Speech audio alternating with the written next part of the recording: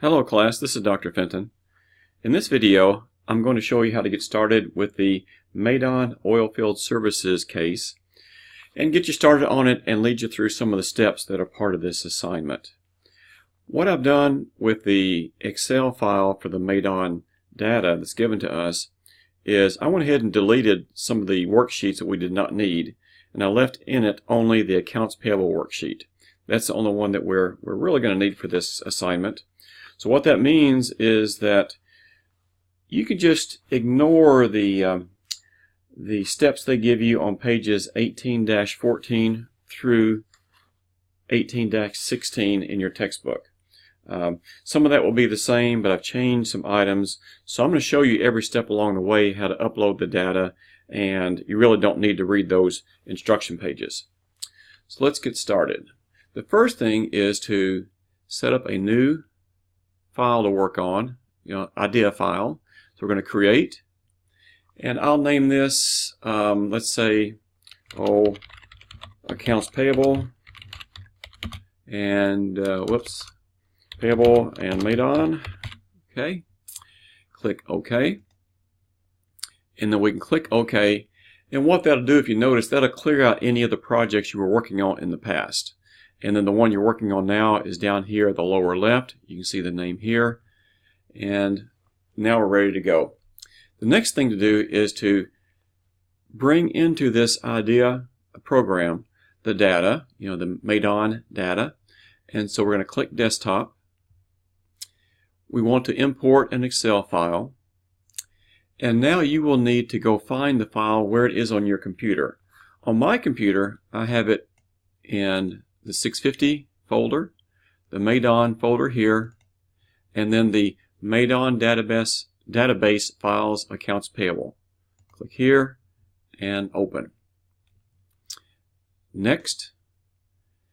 And what we're going to do at this point is make sure this box is clicked. In your book it tells you to click all the other worksheets, but I just have one in here, so it's already clicked. You don't have to do anything right there. So we have this checked, we have this checked, and we're ready to click OK. So it brings in all the data. Now we have loaded all the information for accounts payable for Madon. And as you can see, we have the vendor ID number, vendor name, invoice date, invoice number, the check number, the payee on the check, any kind of memo that was placed in the item, the pay date, who posted the information, scoot this over, and the pay date, we already had that, posted, and the amount on the end. Okay. And we're going from January 1st, 2013 on the first pay date down through June 6, 2013.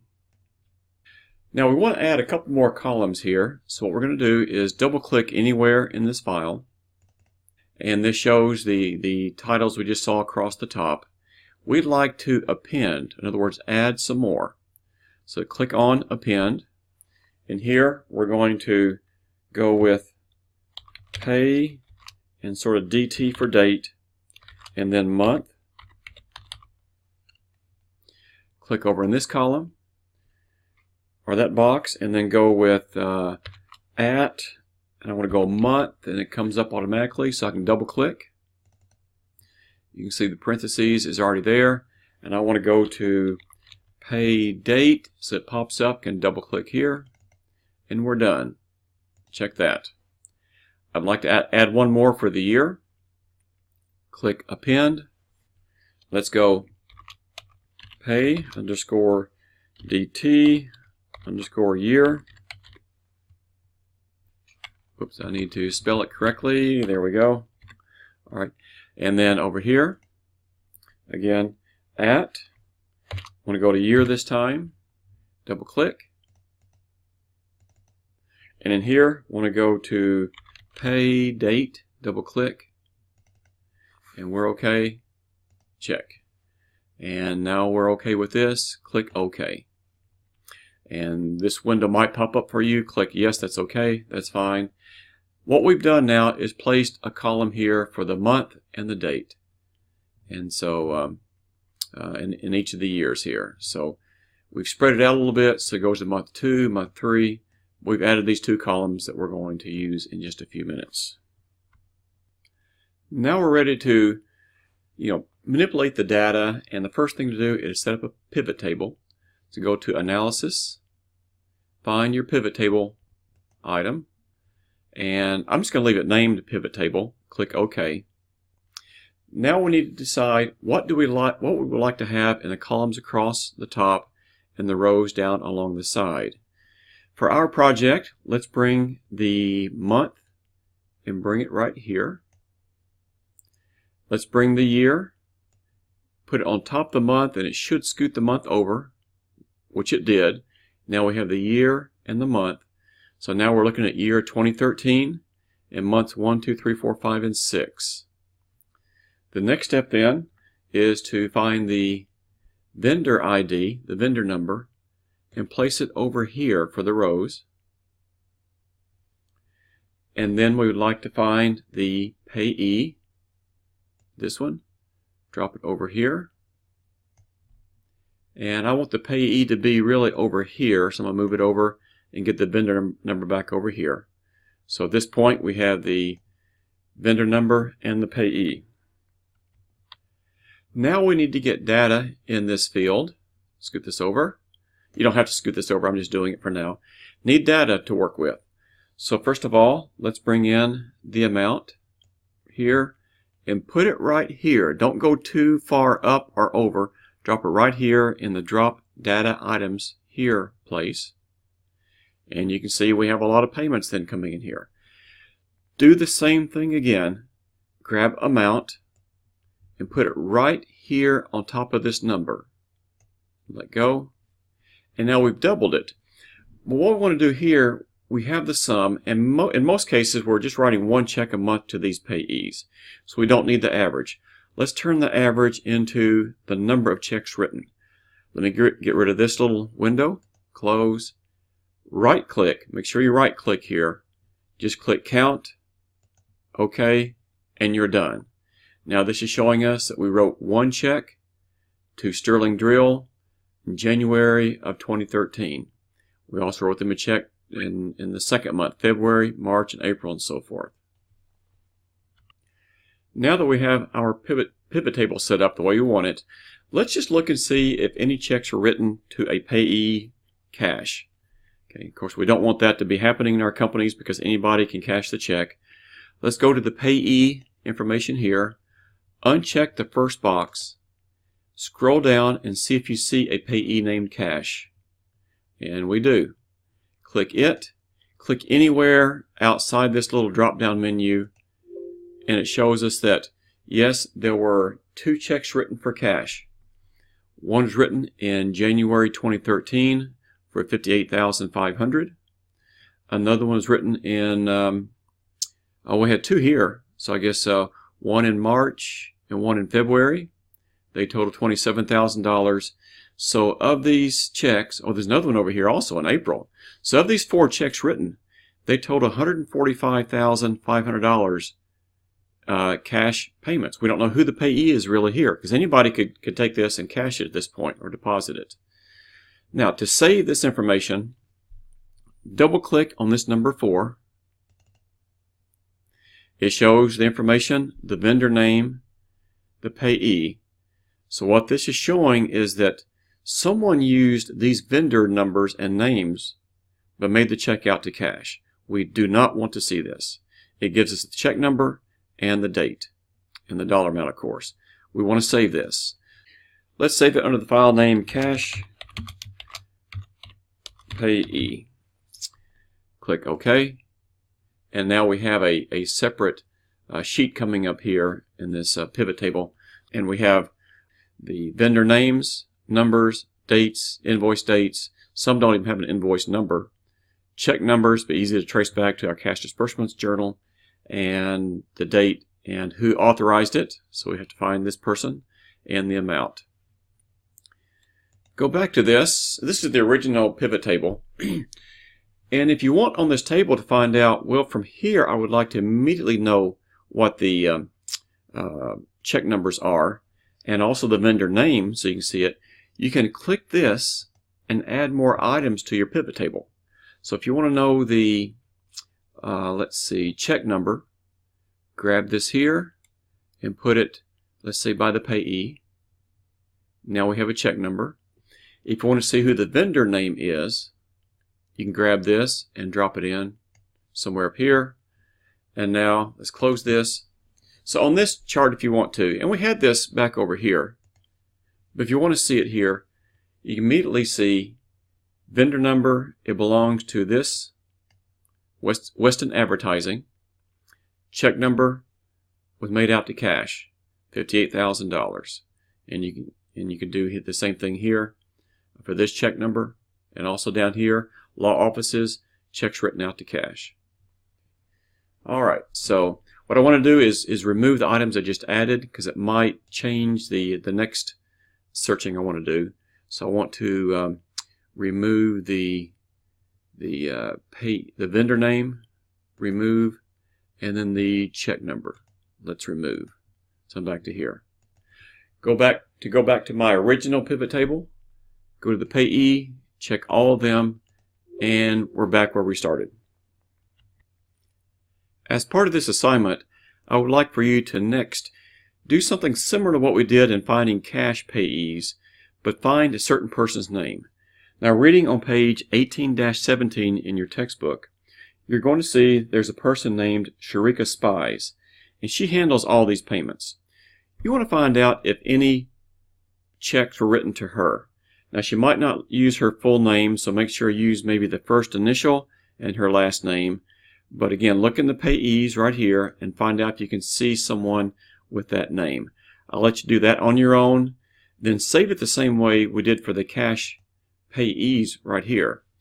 And then what I want you to do when you get to this point is come here to home, and I'd like to export this information, export this as an Excel file. And this is what I want you to submit to me. So what we're going to do is submit this cash payee information. Click on Excel, right there is fine. Worksheet name, you can call this, again, if you want to, cash payee. But I tell you what, why don't you add your name at the very beginning. So I'll put my name, so when you send that to me, I can keep those straight.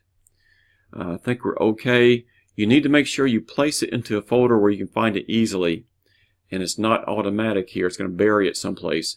So for me, I would go back to my 650 folder, the Madon folder, whoops, right here, and then drop it in here. Save, okay, and then it'll put it in that folder. If I look at that folder, there it is. I've saved it. So now I can send this to the instructor. So do that for Sharika Spies. See if you can find any checks written to her. Next, we'd like to explore the data further. So what I'd like for you at this point is find any payments that were made in even $1,000 amounts. So it could be like $1,000, $10,000, $100,000, but the last three dollar amounts will be zeros and the pennies will be zeros. So nice round even numbers in $1,000 increments. To do this, we're going to extract data. So if you're back on the Home tab, click on Analysis, click on Direct, and we're going to have extraction. So we can name this round, let's see, round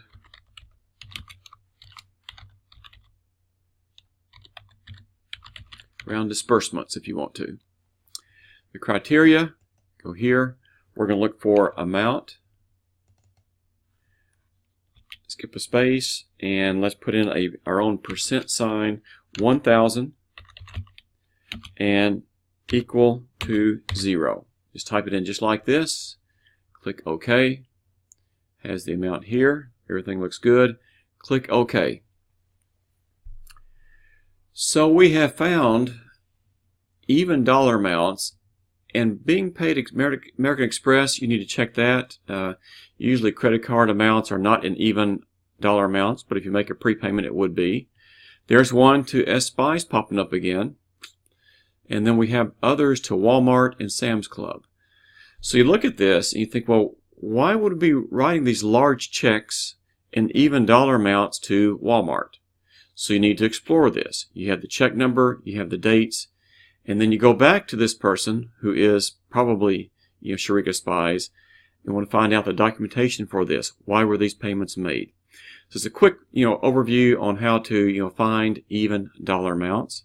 And what you can do is go back to Home, export this file as an Excel file, and let's call it round.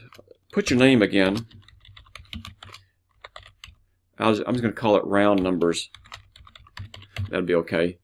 The file name really doesn't matter. Just make sure you get your name down here. And let's put it in the right spot. So again, it's not automatic. You got to make sure you put it where you'd like to save it to make it easy to find. So I'll drop it in here. Click OK, and I just exported it. Let's go back to the original file again. Now the last thing I'd like to do is for you to find out if we've paid any of the vendors the exact same dollar amounts. So we're going to look for a duplication item in here. So if you're at the Home tab at the top, again, go to Analysis, go to Duplication Key, click on Detection. It gives you a little window here. Click on the key, and let's figure out what do we want to compare. Let's go ahead and leave the vendor ID in. That'll be handy to have. Let's put in the amount. That's the important thing. Amount's going to drop in here. And let's drop in an invoice date. So we're going to see if we have the same invoice date, the same dollar amount being paid twice. So leave these three in here. Click OK. And I think we're OK here. Click OK. And yes, here we found some items. Let's look at the first one. We have to NROF here, the same invoice date. Someone has entered a little bit different invoice number. So they took off the letters here. Maybe on purpose, who knows. Two different check numbers, same payee, two different dates, the exact same dollar amount down to the pennies. We're writing a check here for $384,000 twice in the same month. Almost the same invoice number. I mean, really, it is when you take off the letters. Something doesn't look right. And you can see we have other situations down here. Okay. So again, these will be things to explore. You have the check numbers to go with. So let's export this. So you can send this to me. Go back to the Home, export as an Excel file. Do the same thing. Let's call this duplicate. Oh, and also put your name at the beginning. The folder. I wish it would go automatically to the last folder we used, but it doesn't. And let's put in here. This is where I want it. Duplicate, save, OK, and I've saved it.